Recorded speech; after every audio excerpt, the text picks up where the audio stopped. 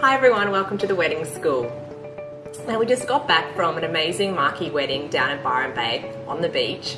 It was fabulous, but it did rain.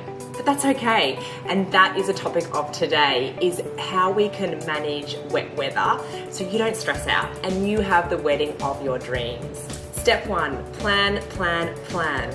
If you're thinking about having an outdoor ceremony, then you definitely need a wet weather option, whether that's a local venue or a marquee. On the subject of marquee, make sure it's big enough to house all your guests and also for the pre-drinks afterwards. Now onto outdoor receptions. It's essential that you have a wet weather plan. And if you're thinking about a marquee option, then do your research beforehand and budget for it. Marquees and of course flooring can get very expensive, but if you pop it in the budget at the beginning of the process, then it won't be a big surprise or shock to you at the end. Step 2, hire a coordinator.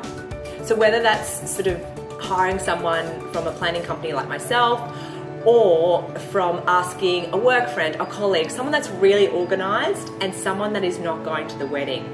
In the event of wet weather, there is so many more decisions that have to be made, and so important that you have someone representing you on the day. Step 3, sourcing miscellaneous items.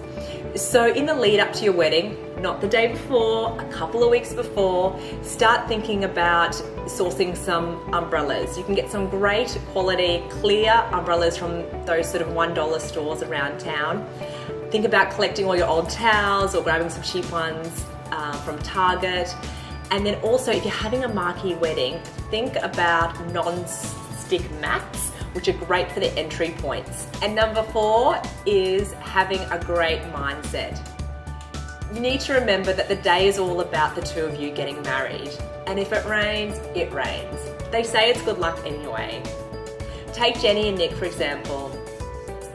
We just planned their wedding at Byron Bay in a marquee on the beach, and it rained.